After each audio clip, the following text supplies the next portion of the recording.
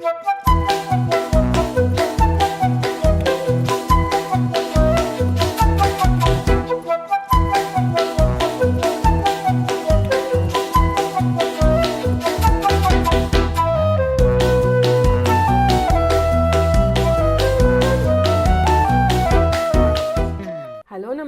ಬನ್ನಿ ನಮ್ಮ ಬೆಳಿಗುಂಡೂಸ್ ಕಿಚನ್ಗೆ. ಇವತ್ತು ನಾನು ನಿಮಗೆ ಒಂದು ಚಟ್ನಿ ರೆಸಿಪಿ ತೋರಿಸ್ತಾ ಇದ್ದೀನಿ. ಈ ಚಟ್ನಿ ಮಾಡಿರೋದು ಒಂದು ಒಳ್ಳೆ ಇಂಗ್ರೀಡಿಯೆಂಟಿಂದ. ಬನ್ನಿ ಹಾಗಾದರೆ ಯಾವುದು ಏನು ಅಂತ ನೋಡೋಣ. ಇಲ್ಲಿ ನಾನು ಒಂದು ಬಾಣಲೆ ಇಟ್ಕೊಂಡಿದ್ದೀನಿ.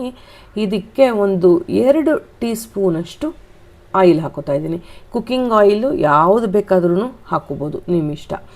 ಕೆಲವರು ತೆಂಗಿನ ಎಣ್ಣೆಲಿ ಮಾಡ್ತಾರೆ, ಸೊ ಅದರಿಂದ ಹೇಳಿದೆ.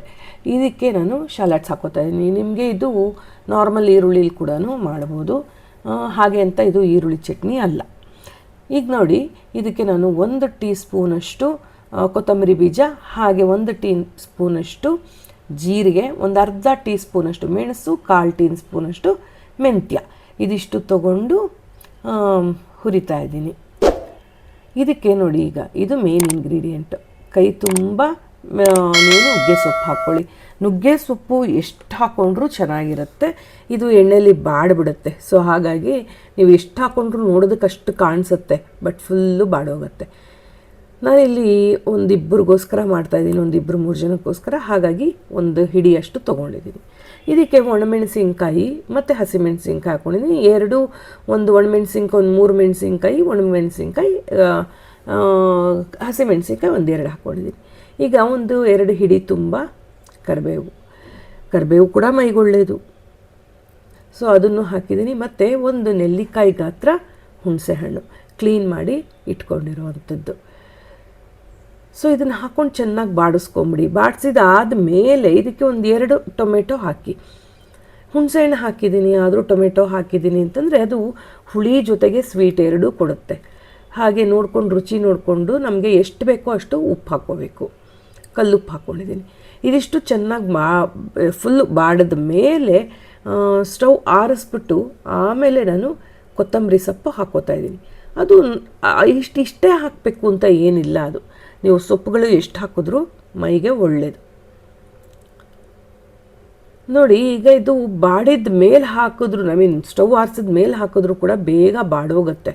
ಈಗ ಇದನ್ನೆಲ್ಲ ಒಂದು ಮಿಕ್ಸಿ ಜಾರ್ಗೆ ಹಾಕ್ಕೊತಾ ಇದ್ದೀನಿ. ಆರಿದ ಮೇಲೆ ಇದನ್ನು ಗ್ರೈಂಡ್ ಮಾಡೋಣ. ನೀರು ಹಾಕೋದು ಬೇಡ, ಟೊಮೆಟೊಲಿರೋ ನೀರೇ ಸಾಕಾಗತ್ತೆ. ಯಾಕೆಂದರೆ ನೀರು ಹಾಕಿದ್ರೆ ಆಮೇಲೆ ಸ್ವಲ್ಪ ಕೆಲಸ ಜಾಸ್ತಿ ಆಗುತ್ತೆ. ಈಗ ಇದಕ್ಕೆ ನಾನು ಹಾಗೇ ರುಬ್ತಾ ಇದ್ದೀನಿ. ನೋಡಿ, ಈ ಥರ ಗಟ್ಟಿ ಇರಬೇಕು. ಸೊ ಟೊಮೆಟೊ ಜಾಸ್ತಿ ಹಾಕ್ಕೊಂಡ್ರೆ ನಿಮಗೆ ತಾನಾಗೆ ನೀರು ಬಿಟ್ಬಿಡುತ್ತೆ. ತುಂಬ ಜಾಸ್ತಿ ಟೊಮೆಟೊನೂ ಹಾಕಬಾರ್ದು, ಅದು ಸೊಪ್ಪಿಂದು ಟೇಸ್ಟೇ ಹೊಟ್ಟೋಗುತ್ತೆ. ಸೊ ಈಗ ಇದನ್ನು ನಾನು ಒಂದು ಬಾಣಲೆಗೆ ಎಣ್ಣೆ ಹಾಕೋತಾ ಇದ್ದೀನಿ.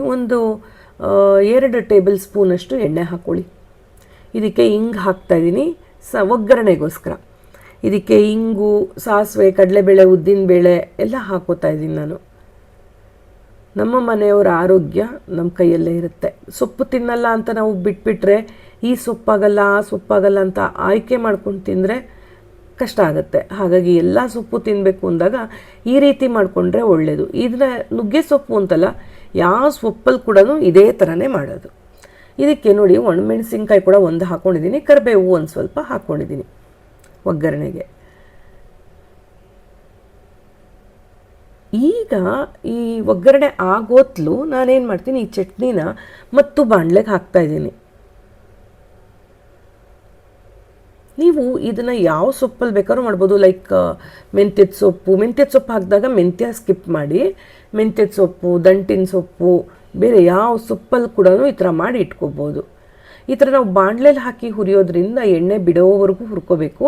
ಈ ಥರ ಮಾಡೋದ್ರಿಂದ ನಿಮಗೆ ಚಟ್ನಿ ಇದು 1-2 ದಿನ ಹೊರಗಡೆನೇ ಕೂಡ ಇಟ್ಕೋಬೋದು. ಈ ಚಟ್ನಿ ಅನ್ನಕ್ಕೆ, ಚಪಾತಿಗೆ, ದೋಸೆಗೆ ಅಥವಾ ಯಾವುದಕ್ಕೆ ಬೇಕಾದ್ರೂ ತುಂಬ ಚೆನ್ನಾಗೇ ಹೊಂದುತ್ತೆ. ತಿಳಿ ಸಾರು ಮಾಡ್ಕೊಂಡ್ಬಿಟ್ಟಿದ್ದೀವಿ ಅಂತಂದರೆ ಈ ಥರ ಚಟ್ನಿ ಮಾಡಿ ಅನ್ನ ಕಲಿಸ್ಬೋದು. ಸ್ವಲ್ಪ ತುಪ್ಪ ಹಾಕಿ ಅನ್ನ ಕಲಿಸಿದ್ರೆ ತುಂಬ ಚೆನ್ನಾಗಿರುತ್ತೆ ಬಿಸಿ ಬಿಸಿ ಅನ್ನಕ್ಕೆ. ಒಂದು ಸಲ ಈ ಥರ ಮಾಡಿ ನೋಡಿಬಿಟ್ಟು ನನಗೆ ಏನು ಅನ್ನಿಸ್ತು ಅಂತ ಹೇಳಿ ಕಮೆಂಟ್ ಮಾಡಿ. ನಿಮ್ಮ ಕಮೆಂಟ್ ಕಾಯ್ತಾ ಇರ್ತೀನಿ. ಇಷ್ಟ ಆಯಿತು ಅಂದ್ಕೋತೀನಿ ಈ ರೆಸಿಪಿ. ಇಷ್ಟ ಆಗಿದ್ದರೆ ಮಾಮೂಲಿ ಗೊತ್ತಲ್ಲ, ಲೈಕ್ ಮಾಡಿ, ಶೇರ್ ಮಾಡಿ, ಸಬ್ಸ್ಕ್ರೈಬ್ ಮಾಡಿ. Thank you.